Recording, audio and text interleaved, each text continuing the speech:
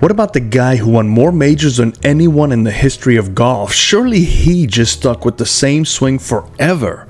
Or did he? Happy Thanksgiving, everyone, and if you're new to this channel, I upload 4 to 5 videos a week breaking down cause and effects so you can finally understand your swing and not chase swing methods that don't fit your body. Just know that every swing is full of compensations, and if you don't understand your compensations, you'll be chasing your tail in circles forever. My goal is to help you stop that cycle once and for all. There's been a few comments asking, Tony, what about Jack Nicklaus? Well, today I'm going to break down the real documented swing changes Jack made, why he made them, what it did to his ball flight, and what the amateur golfer can actually learn from it. Most people don't realize this, but Jack Nicklaus wasn't a pretty swinger by traditional standards. He didn't try to look like Hogan, he didn't chase symmetry, he didn't try to get on plane. By the time he was a kid working with Jack Grout, his swing DNA was unmistakable.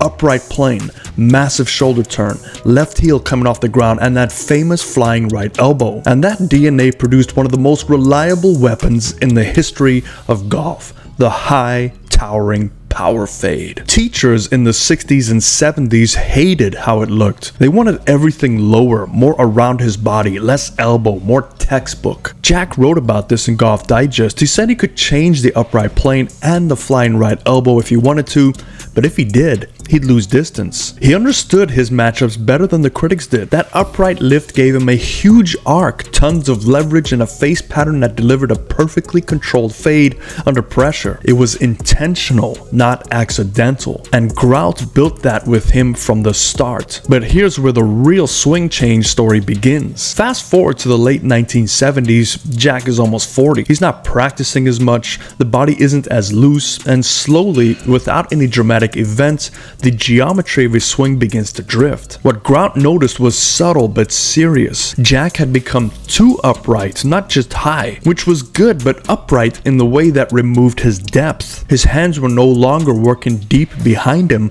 they were lifting straight up to the top of him. The result of that was pure cause and effect. He started struggling to draw the ball at all. The only left shot he could hit was a pull hook and not a controlled right to left shape. His downswing got steep, and instead of transferring all of his power into the ball, he was delivering it too vertically, too narrow, and losing efficiency. This is the same pattern amateurs fall into when the arms go up instead of around. You get too tall, too steep, and suddenly your stock shot isn't the stock shot anymore. So in January 1980 at Frenchman's Creek in Florida, Jack and Grout made a documented, intentional swing adjustment. Not a rebuild, not a method, just a position overhaul, a geometric correction. They worked on getting his hands deeper at the top. To do that, Jack had to turn his shoulders a bit more, tilt them a bit less, and let the arms travel on a slightly shallower backswing plane. With that, the downswing naturally shifted more to the inside, and when the club comes more from the inside, the release gets freer, the face closes more predictably, and a player who lost his draw suddenly has the ability to shape the ball again,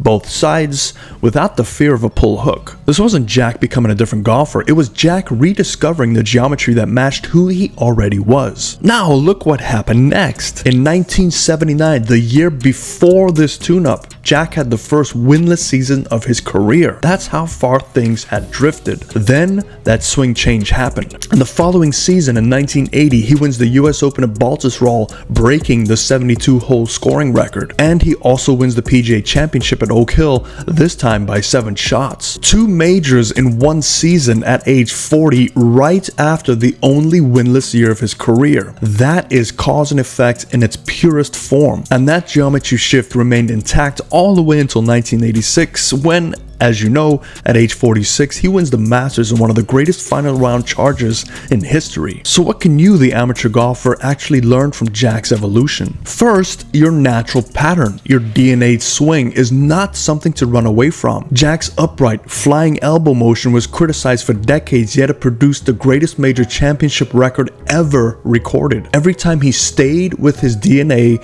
he thrived. Second, when your pattern drifts over time, the issues usually aren't moral failures, they're geometry. You lose depth, you gain tilt, you get too upright, you get too flat, and suddenly the ball flight changes. Jack didn't solve his problem with a brand new method, he solved it by restoring the geometry that matched his body. And finally, Jack Nicklaus is the perfect reminder that small tweaks, the right tweaks, can add years to your golf swing. He didn't rebuild himself at 40. He didn't start over. He made a targeted correction based on ball flight issues, and it turned a declining season into a 2-major year. Happy Thanksgiving, everybody. Hope that helps you. Fairways and greens.